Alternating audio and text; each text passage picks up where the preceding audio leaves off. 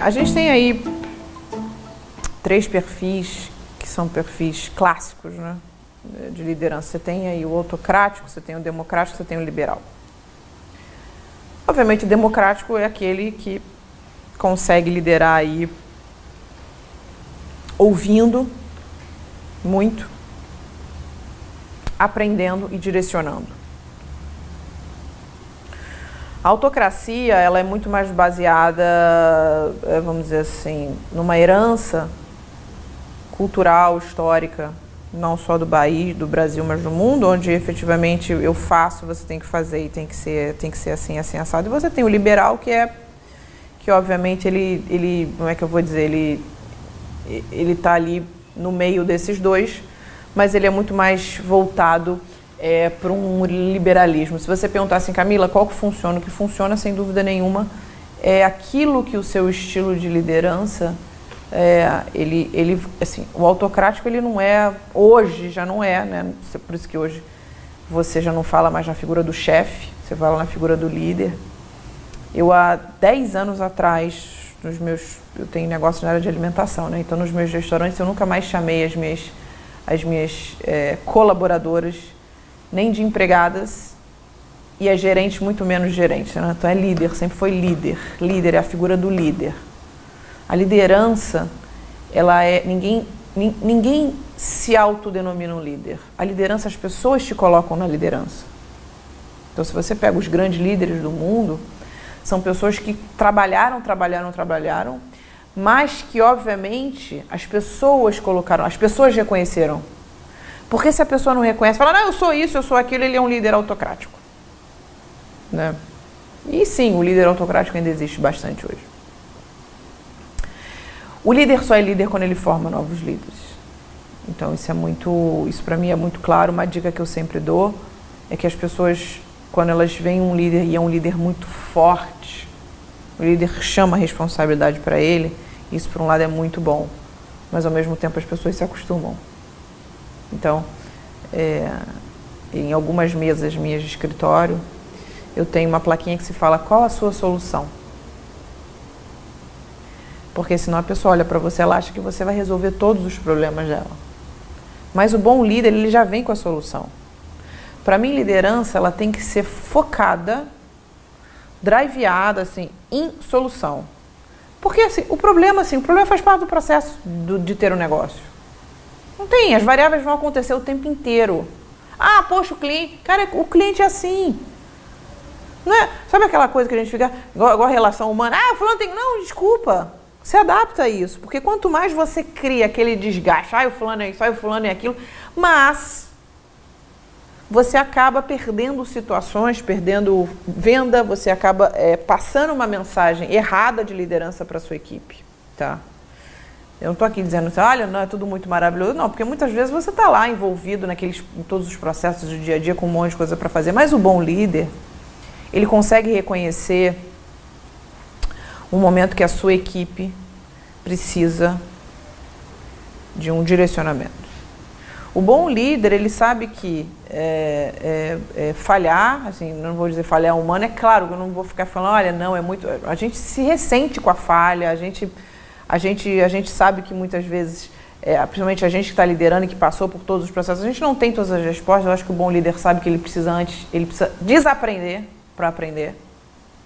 Ele sabe que ele não é o rei do universo, mas ele sabe que ele está ali para poder dar todo o suporte. Eu, por exemplo, na minha equipe, como eu fico muito remota, o melhor trabalho que eu faço eu vou dar todo o suporte que você precisar. É a Camila que vai dar suporte? Não necessariamente. Meu suporte olha, tem o fulano, tem o ciclano, vai por aqui, tem essa empresa, tem essa, tem aquela, tem essa, tá tudo aqui para você. Agora, o que você vai fazer com isso e a forma como você vai fazer de todos esses recursos disponíveis, aí é com você. Só que muitas vezes o que acontece? O colaborador, ele ainda não tem, como é que eu vou dizer, ou maturidade, ou tempo de vida, ou experiência, ou ele não se capacitou suficientemente, ou ele não tem a informação suficiente. Então, muitas das vezes, ele olha para o líder dele, ele acha que a culpa é do líder. Eu me lembro que quando eu fui executiva e sócia da Rede Mundo Verde, eu tinha um líder, que era o presidente do Mundo Verde. E eu achava, eu me lembro que eu era apaixonada por ele no bom sentido, né? Eu fui trabalhar lá porque eu admirava muito ele. Ele era agressivo em negócios, eu queria ser agressiva em negócios. E eu saí de lá também por ele. Na verdade não foi por ele, foi por mim.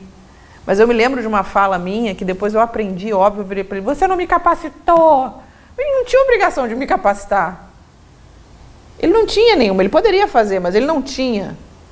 Eu que tinha a obrigação de me capacitar. Porque a gente não pode com o que é do outro, né?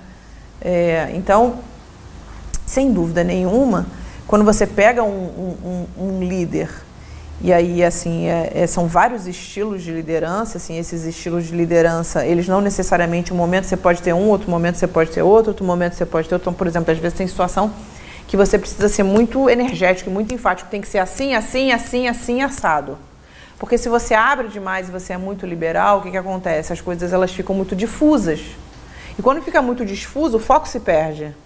E aí o papel do líder é falar assim: não, vamos para esse caminho. Bom, liderança transformacional é a liderança que transforma. Eu acho que é importante saber, a liderança, ela não só ela tem que transformar a organização, mas antes ela tem que transformar as pessoas. Porque, obviamente, você só transforma uma organização quando você transforma as pessoas. Isso quer dizer que eu vou conseguir? Não, isso assim, acho que talvez seja um mito, mas a liderança ela tem muito a ver com a cultura. Então, uma das coisas que eu tenho batalhado bastante é entender, não só das minhas empresas, mas como eu invisto, é que cada vez mais essa liderança ela seja o reflexo da figura do CEO, do dono da empresa ou qualquer outra coisa, mas as pessoas elas têm um fit com isso, elas têm uma afinidade com isso, porque não adianta, se você acredita numa coisa, se você pensa de um jeito e o teu colaborador pensa totalmente diferente, etc, etc e tal, não precisa pensar igual, ok, mas os objetivos têm que ser o mesmo. Mas às vezes, por exemplo, nas minhas empresas, tem que ter um espírito empreendedor. O que é o espírito empreendedor? Tem que ter atitude. Poxa, deu um pepino, sei lá, final de semana, porque às vezes eu tenho muita coisa que é com a minha imagem, né? Não que vá trabalhar final de semana, mas às vezes precisa atender um telefone, falar alguma coisa. Se a pessoa entende e fala assim: não, olha, eu não vou fazer porque é final de semana, já não serve, porque não tem um fit cultural. Isso não quer dizer que a pessoa seja certa ou errada, mas não vai ter um fit cultural comigo. Cultura da solução de problema. Se só trouxer problema, se só for um reclamão, também não fica. Por quê? Porque contamina. E aí os bons líderes que estão sendo formados, eles acabam sendo contaminados por aquele. Então, eu acho que assim, a liderança ela é uma coisa, a transformacional ela tem que ser uma coisa que ela tem que partir de cima para os outros novos líderes que vão se formando. E os novos líderes que vão se formando, o dono do negócio, ele tem que ter um trabalho muito mais específico nesses novos líderes, para eles reconhecerem quem são as células dentro da empresa que não tem esse fit cultural com o negócio. E aí, assim, eu gosto muito de falar de liderança sob a ótica da inteligência emocional do Daniel Goleman. Então, você tem, né, os 6 tipos de liderança baseados na inteligência emocional, que para mim hoje, se você me perguntar assim, qual é a principal dica que eu dou, tanto para quem tem seu negócio, quanto para quem trabalha no negócio, ou quem quer montar um negócio, a primeira coisa que eu falo, vai se autoconhecer. Mas antes de tudo, cai dentro de inteligência emocional. Porque inteligência emocional é muito ampla. Eu, com 18 anos de idade, eu lia Daniel Goleman, porque eu já estava, de uma certa forma, querendo ficar imersa no ambiente de negócio. Eu achava um ambiente, sabe, aquela coisa, aquela herança que a gente acha que ambiente de negócio é um ambiente agressivo. E era uma crença que eu tinha, até eu descobri que era uma crença. Mas isso eu só aprendi porque eu fui entender o que era inteligência emocional. E o impacto do que o meu sistema de crenças e medos, coisas lá de trás, se impactavam nos meus processos, não só de pensar, como de tomada de decisão. Bom, então, cada vez mais entendendo que a liderança tem a ver com inteligência emocional, eu gosto sempre de citar os 6 estilos de liderança do Daniel Goleman: coercitivo, democrata, maternal, instrutor e direcionador. Então, coercitivo, baseado em você estar o tempo inteiro ali, é porque o coercitivo é uma coisa meio, ele tem um, como é que eu vou dizer, ele tem um viés negativo, mas não necessariamente ele é negativo, né? Ele é muito mais baseado em você, olha, vai por aqui, vai por aqui, vai por aqui, vai por aqui. Perfil democrata leva em conta, obviamente, opiniões diversas, equipes multidisciplinares, onde cada opinião importa. Então você tem o perfil maternal também.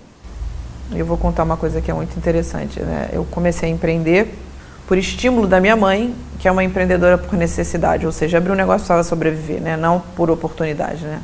E minha mãe até hoje é empreendedora, né? Mas até hoje ela trata todo mundo como os filhos, as filhas, né? E um belo dia, uma colaboradora dela, que veio trabalhar comigo, falou assim, mas eu tô tão acostumada que a sua mãe é tipo mãezona. Eu falei, eu não sou essa pessoa.